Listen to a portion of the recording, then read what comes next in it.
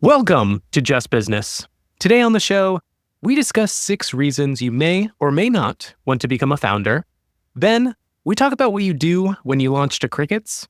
And finally, we talk about why pen and paper is still the best way to prototype your next startup idea. First up, Henry, who in their right mind would ever want to become a founder? I know. It's so hard. Yeah, many sleepless nights wondering that question. The honest truth for me is I feel kind of stuck here. I can't go back to a regular job. I'm I can't do unemployable. anything else. It feels that I've felt that way many times, but it's also just the personal freedom and the privilege to be able to control your own output and potentially influence people based on how you want to do it day to day is pretty amazing. So I would say I think being in your right mind is maybe not the best way to describe it, but if I were to pick one reason, it's just the personal freedom. Obviously, it's hard and it's a roller coaster, but personal freedom is probably the best thing I can point to. I read this amazing book called Keeping Your Shit Together, which is by this relatively famous psychologist that studies entrepreneurs. And that's one of the big core motivating factors for a lot of us is this idea of, freedom, control, these kind of like fundamental things that we want to feel in our lives. The joke up front, right? Who in their right mind would do this? I think in so many ways, all of us are not in our right mind. In so many ways, it feels like a lot of us are masochists. We want to do something hard to prove to ourselves or other people, like we have some sort of chip on our shoulder. But I do have 6 reasons that I've been kind of like workshopping for the book as kind of a beware ye who enter here sort of chapter right up front about some reasons people might want to become entrepreneurs and discussing maybe why those things won't be found, why those things that you want to fulfill maybe won't be fulfilled by this journey. And so I want to run them by you, Henry, and the audience and get your take. The first one I have up is you want to be your own boss. This is one of the key motivators I feel like we have as entrepreneurs. You want to work for yourself and not the man. This goes to this idea of having freedom and flexibility over your time, over what you do. Yeah, not being beholden to any other individual. Do you feel like that's a resonant part of why you feel like you want kind of this freedom and control? Totally. That's, the main reason that I said is, be your own boss. Obviously, it's an illusion, right? There's some problems with that. The reality is a little bit more like you have many bosses everyone and becomes your many boss. Responsibilities. Yes, which, I do understand the irony of it, but I also think that, being an entrepreneur, being your own boss, yes, you are still beholden to your clients or your customers or your employees or your investors. The list can go on.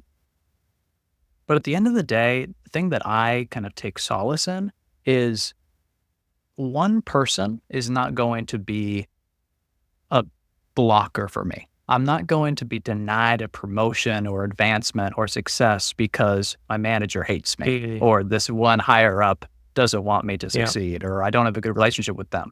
Or the opportunities just don't exist where you're working. Right? Absolutely. As an entrepreneur, yes, I might have many bosses, but that's the point. That's good. That does give you the personal flexibility to decide who to hire, who to work with, who to, have as investors.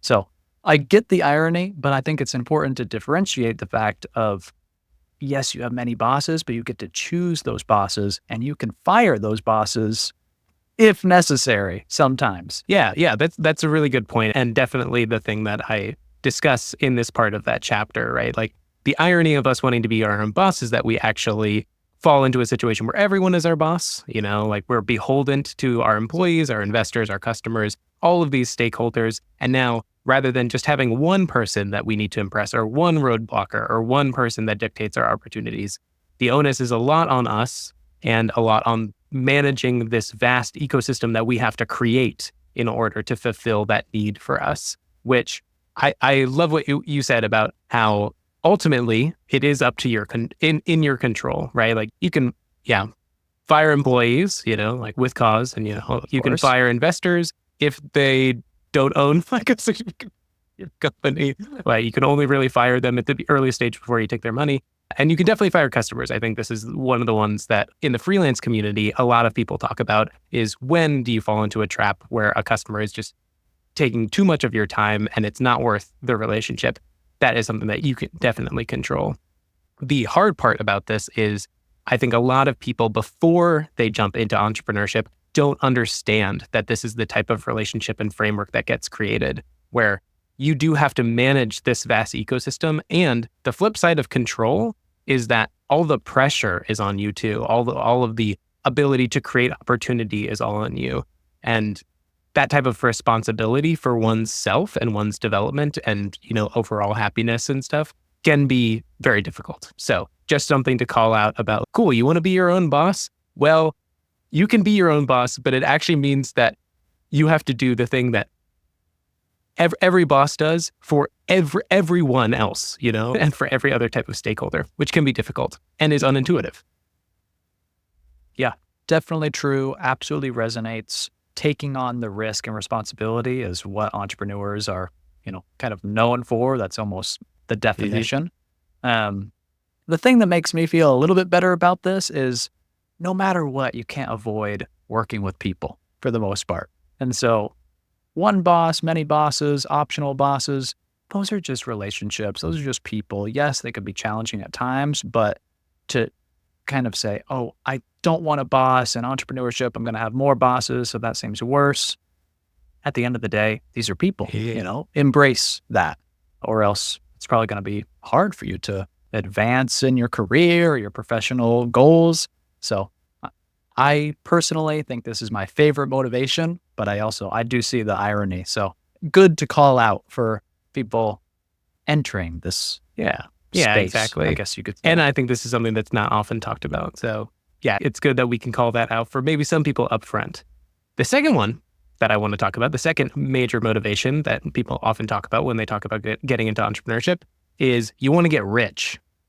Now, it's kind of taboo in the startup and entrepreneurial community to talk about this motivation because it is so closely tied to, get rich quick schemes, grifters, people running Ponzi schemes, like all these things that are just in it to make a quick buck, right? We all want to believe that we're in this for something bigger, for, the service of customers and, the good of making something in the world, all that stuff. But for many of us, a fundamental motivating factor is money, right? Whether that's the freedom to make more money than you're allowed to as a employee at a company, or just to be financially free from another institution. So to profit off your own work instead of giving that profit to somebody else. What do you think about this one, Henry? Yeah, I mean, this one definitely hits home. I feel like sometimes this is kind of obscured by saying, I want to create the biggest X, the biggest YouTube channel, the biggest online business, whatever. But really, that's essentially equivalent to I want to become rich. I want to dominate something for capital gain. Exactly. And, I was going to say, and the great irony, right, of this one, especially because you bring up things like YouTube channel, podcast, right? That's the industry that you live in. You know that the probability of achieving that is so small. The probability of achieving kind of anything great in these niche markets is like slim to none. Like most people that go into starting a YouTube channel or a podcast make absolutely no money. Most people make negative money, right? They invest so much time into this, and the opportunity cost of that time, they could have made significantly more than if they were continuing to shovel this into the podcast. And that's true of startups as well. Like most businesses run on razor thin margins. And usually because of just the way that businesses work, right? Like we talked about in the earlier motivation, wanting to be your own boss. Being your own boss comes with the responsibility of making sure that, your vendors are paid, your employees are paid, all those things before you, right? And that's like a tough responsibility to deal with, and often means that entrepreneurs for a long time don't make any money from their businesses, even the ones that are slightly profitable. That's like one of the big pieces of irony. What do you think about that, Henry? It's sad, but true.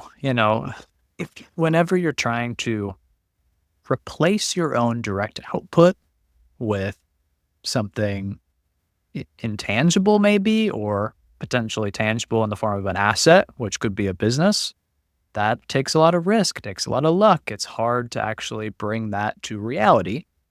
I think that that's almost the promise behind being an entrepreneur is you're going to work really hard. The odds are against you. It's going to be difficult, but you will be able to replace yourself. So managing all these people is going to be hard. Having all these responsibilities is going to be hard. But if you do find success, you'll be able to retire or you'll be able to step away, have more personal freedom, have more work-life balance, less risk because you've built this asset that can then generate the passive income for you. The reality is it's rare. It's really rare.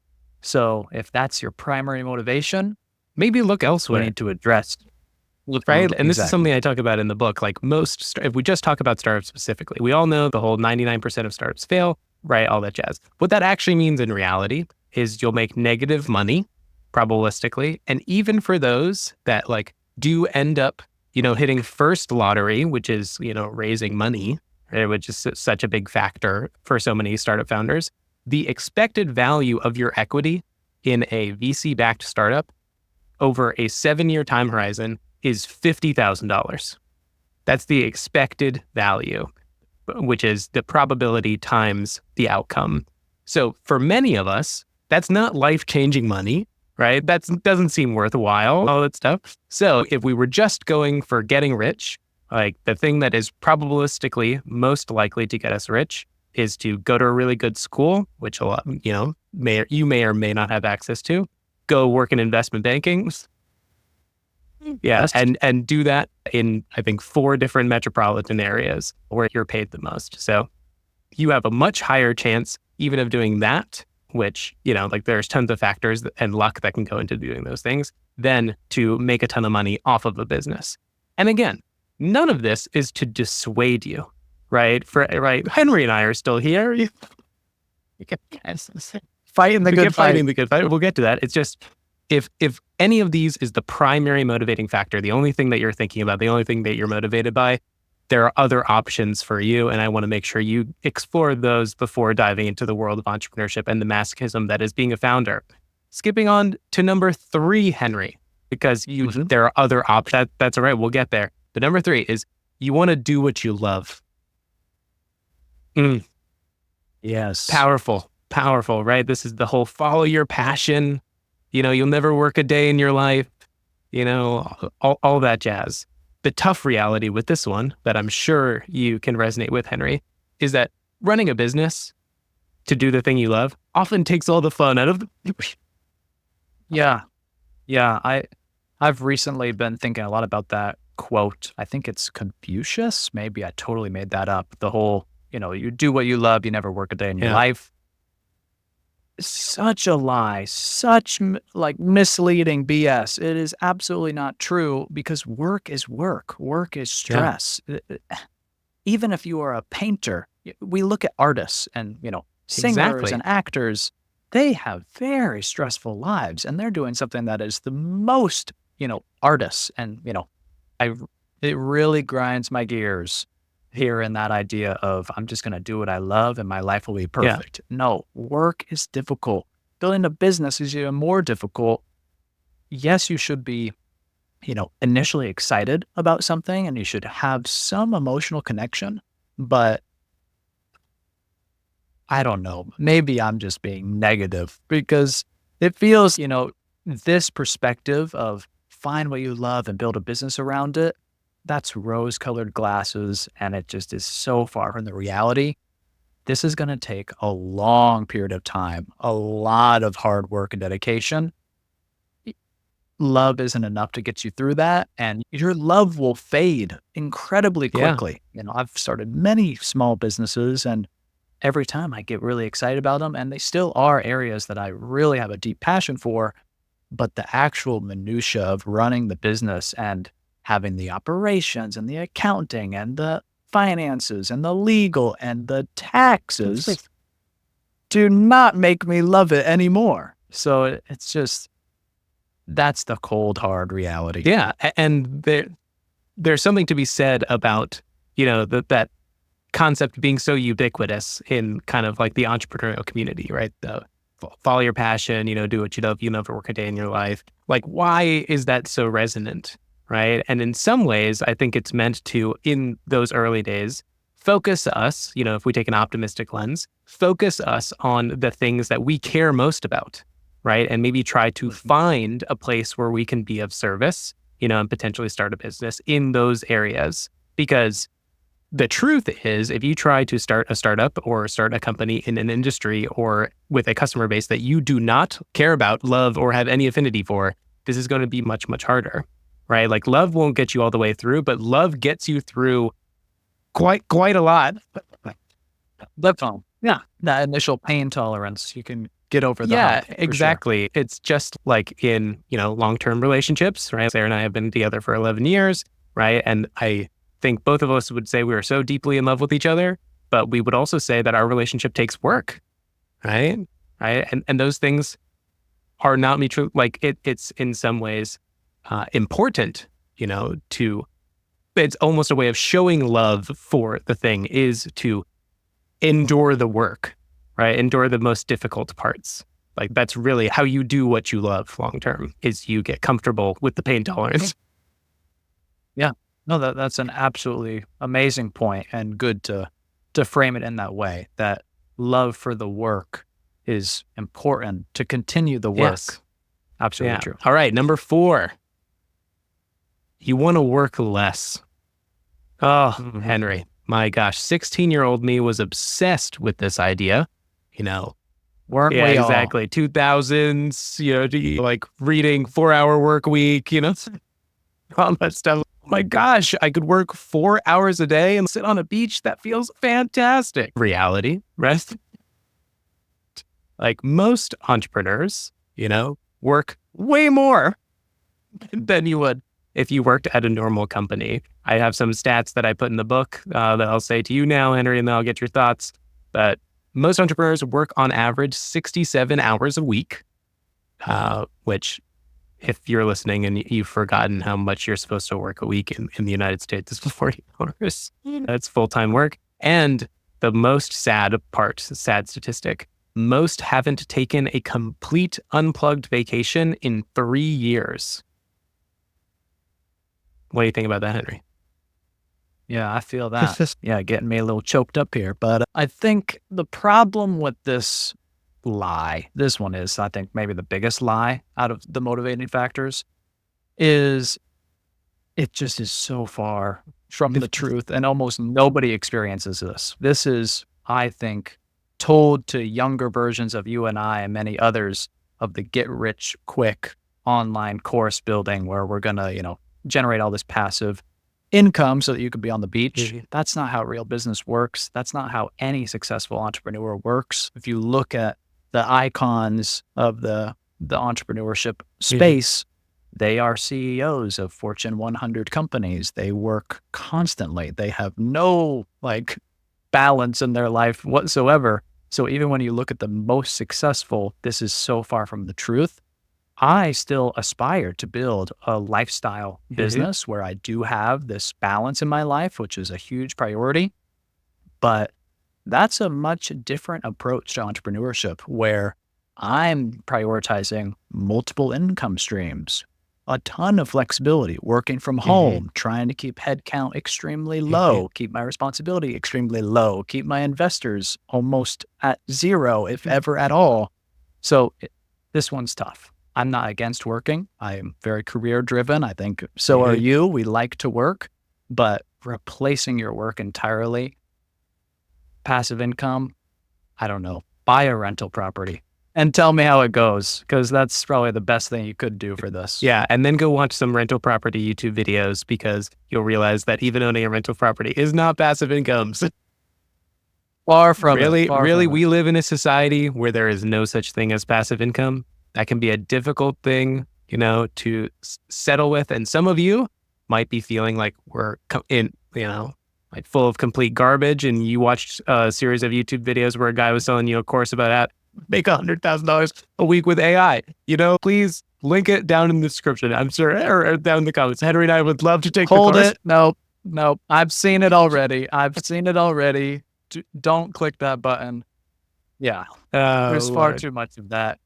It's just not It's just true. not true. And it's a hard thing to wrestle with, but the optimistic part, right? As we've been talking about, the flip side of all these things, you do have control. You do get to create flexibility. The thing that will, like the end of this all is just to say that you might feel as an entrepreneur, like in normal everyday business and society, a normal job, whatever, that it feels like some sort of like creative prison, and you want to break out, you want freedom and control over your life. And I've been there. I understand you. The thing that is hard to, wrestle with and recognize is that being an entrepreneur means you just get to create your own prison. Yeah.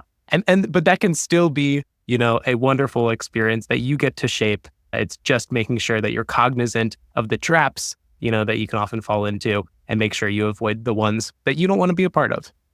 All right. Skipping ahead.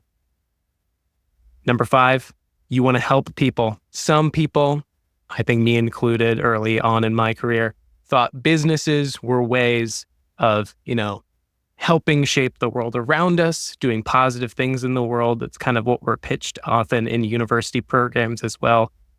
Harsh reality is that the incentives of our economy and businesses are not meant to help people, but to profit off of them.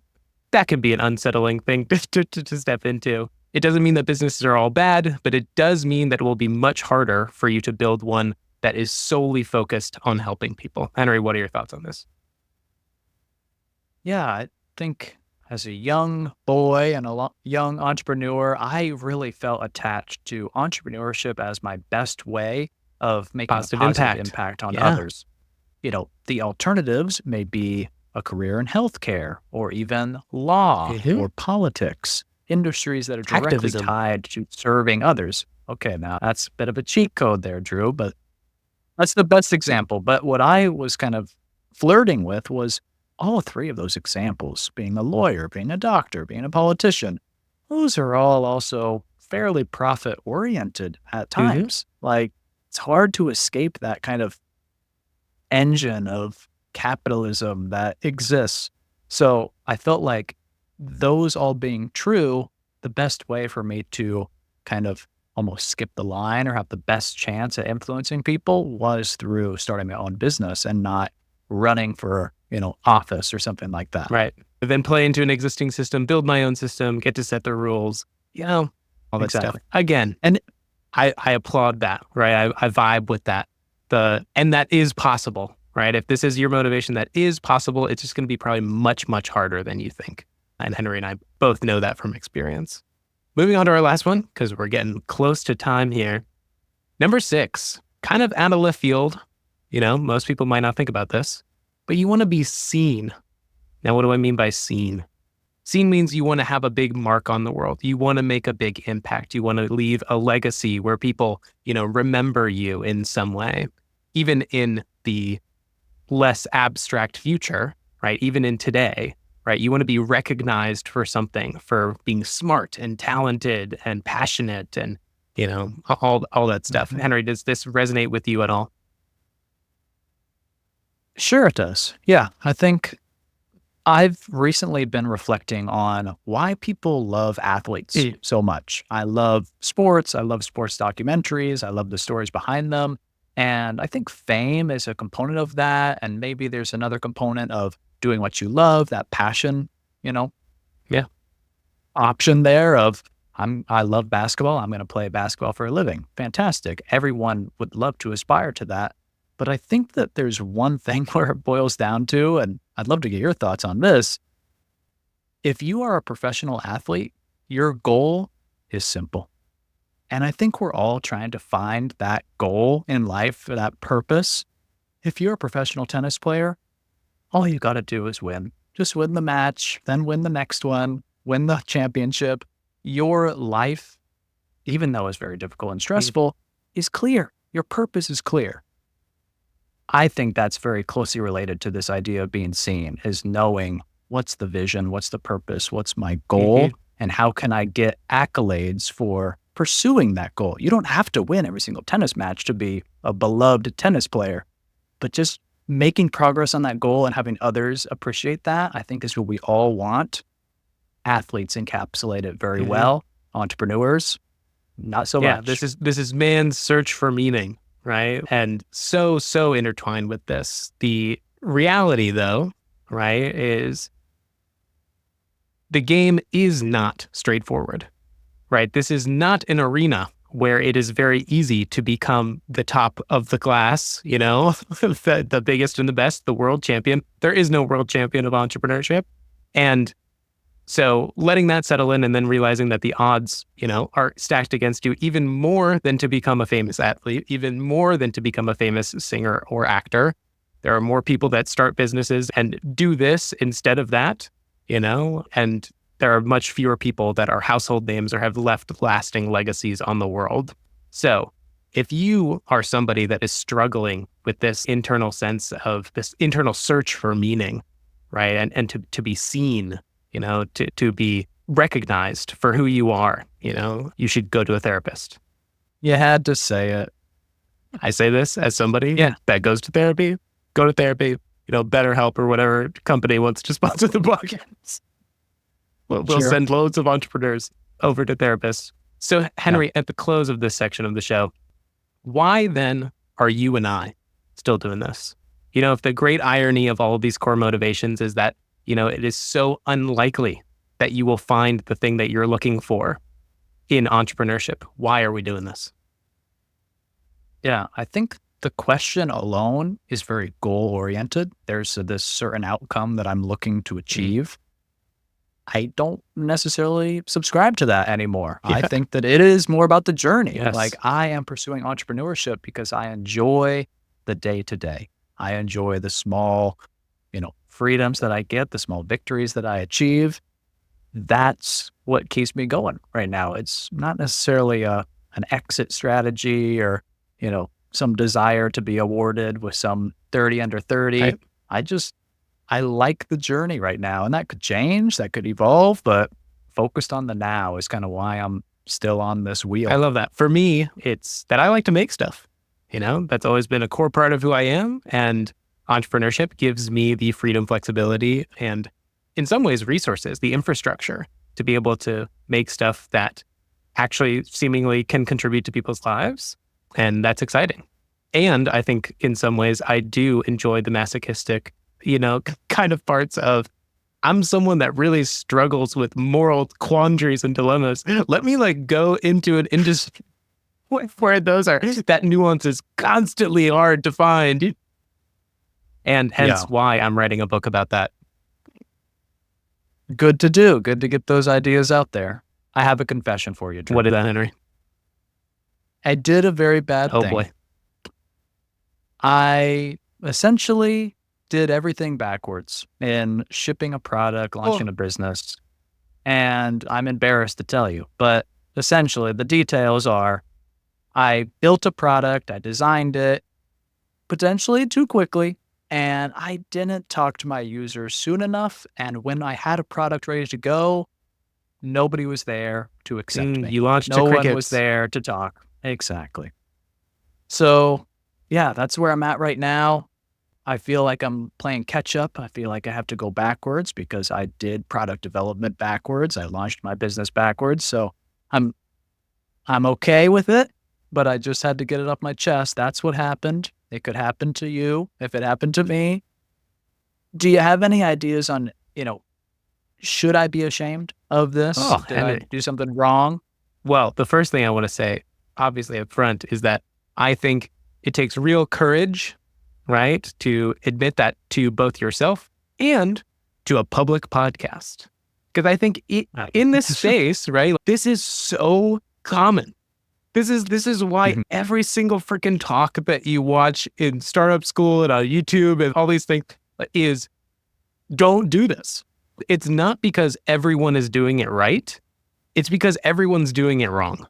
And that's part of the game. It's part of the learning experience. And I honestly, in some part of me, think that it's just human nature. It is human nature to have an idea in your head and to find the tools and equipment and all that stuff to just make that thing, right? It is so contrary to our nature to stop, pause, don't do that.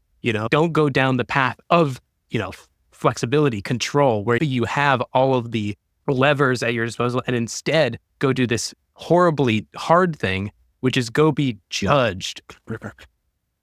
Yeah. The The exposure. exposure to the market, to your customers. Like you've got like a baby, like an ugly baby, and you want to care for that, and dress it up nice and all that stuff before you go show it to people. And so I want to say, first, one, I think everyone does. I'm guilty of this, right? Two, there should be no shame, right? Shame is such a useful emotion in so many ways until it's not, right? Right. And in this moment, right, we shouldn't be ashamed when we've done something quote unquote incorrectly, right? Also, there are so many examples that we often give, this is the whole success bias thing, of products that do launch and just grow infinitely, right? And so Sure. why create all this shame for not doing it quote unquote correct when so many people are praised for doing it incorrectly, right? So let's remove the shame. The next thing I want to ask you, Henry, is after you've let go of that shame, what's the harm? What happens now? What have you wasted? Yeah, not as much harm as you may fear. Yeah. I think the reality of where I'm at is things are just going slower than I wanted them to go. And the hard truth is, one of my mantras of 2024 is everything takes forever. It just does. Like, life is really slow when you're like goal oriented and you want to launch a project and it's a long-term project. It takes forever. So the only harm is that now I'm a little bit slower than I wanted to be. And I need to go back to square one almost. Yeah. And not even back to square one entirely, because you have, right? No. The quote that I have up here, right, is experience is what you get when you didn't get what you wanted, which is from Randy Pausch. Go watch his last lecture on YouTube. And for you, that experience was you got to work with a development team. You got to design and ship a thing. You had to learn how to communicate that thing. All of these skills are transferable the next time you iterate. Yeah, absolutely. And the reality is I still have something and the thing might still work, but I need to go talk to more users, do what we always preach. And yeah, the reality of getting to this place is tough, because I think the ugly baby analogy is really apt for this situation. But also it's like people don't walk around with problems just ready to show everybody. And so even just the concept of talk to users, ask them about their problems and solve their problems, that is very difficult. I do not know how you do that. And, the wisdom that you have shared and what we talk about quite often is you just need to make friends. You need to go out there and talk to people with no agenda. Exactly. And be genuinely their curious. Curiosity. That mutual curiosity will lead them to be interested in what you do. And this you might not like, but sometimes I think people need to see something to know that it will help them. Like just talking about your idea and how it's going to solve all their problems is really difficult for most humans to get behind, especially when they need to pay for that service. And so I feel like just making friends, having conversations, no stakes involved, will actually invite more opportunities to test your solution with real people. Yes. Yeah, exactly. And I want to dovetail this conversation of, no shame if you've done this out of order, but this is the reason why all of the advice is to do it in the reverse order, right? If you can build a coalition of even 25 people who you've identified, share a common problem, have identified what their current process to solve that problem is, and have built a relationship where if you were to say, hey, I'm thinking about making a potentially better way of solving this problem for you, would be so much more likely and reticent because they like you, right? They trust you to try it.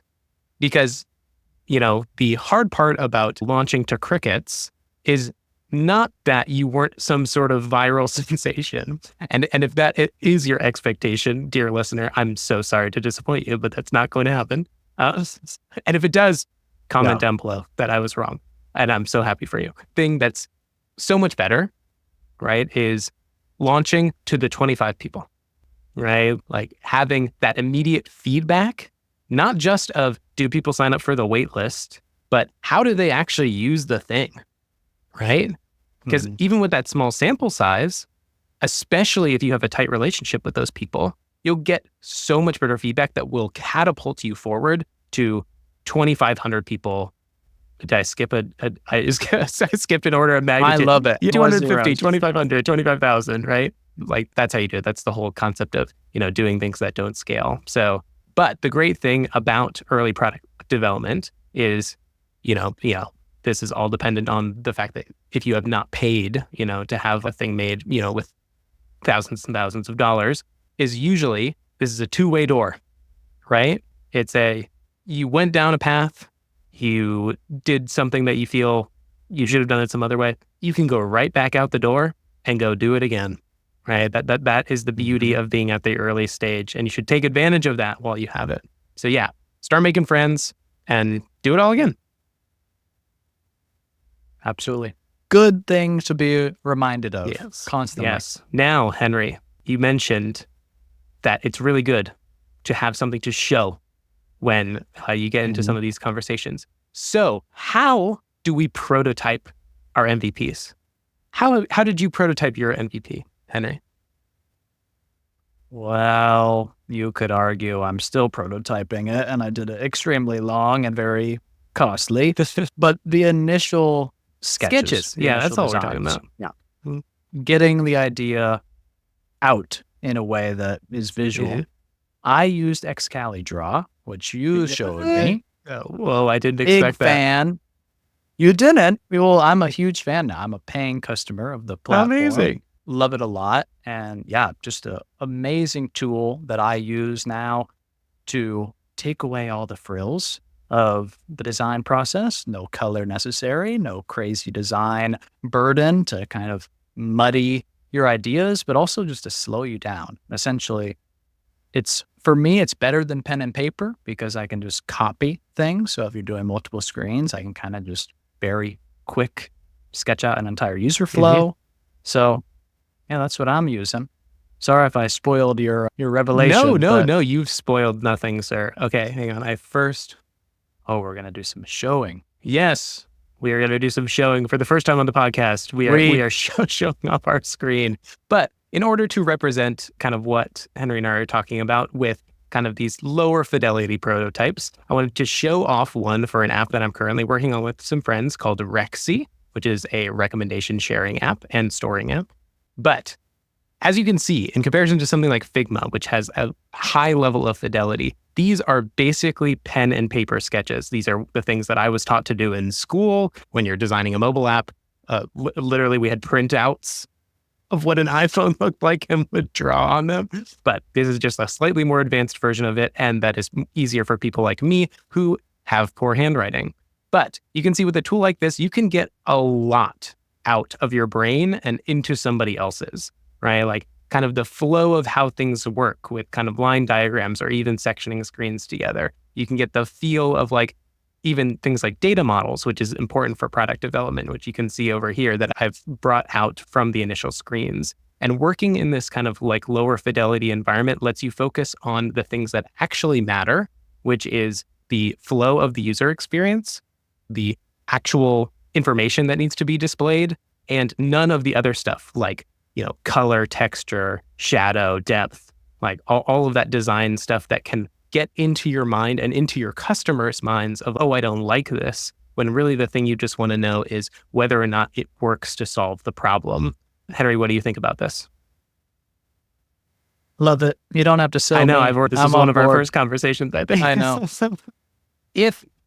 I'm a huge fan of this. If you want to know more about how I use this and some of the ways that I set up kind of these prototypes and compare it to something like Figma, I do have a blog post called 3 Ways Figma is Slowing You Down. Shameless plug.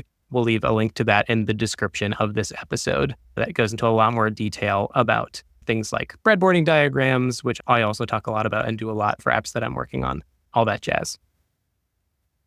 Henry, we've reached the end of the podcast. Do you have any Excellent. final thoughts for our listeners before we dip out? I think a big takeaway of today's conversation is just to go slow. And Take your when time. you can, go fast when you can. And when you do go fast, it should be at the very beginning. And that's with the prototyping. Do that really fast, have some fast conversations so that you can, fail fast as well. But yeah, it's talk to people, figure out the best way to do that for you and your business. Something I'm constantly reteaching myself. So always a good Yes, conversation. I think these are very similar to my takeaways from the first section, right? Let's understand our motivations, right? If we understand our motivations, we know what goals we're aiming for and what things that we should promote in our businesses and maybe avoid. From our second section of Henry doing a bad thing and doing things out of order, release all sense of shame in doing things wrong. The whole thing of entrepreneurship is you're just fumbling in the darkness, doing things wrong. You're doing something that someone's never done before. So don't shame yourself for that. Most things are two-way doors. Shake yourself off, get back to it.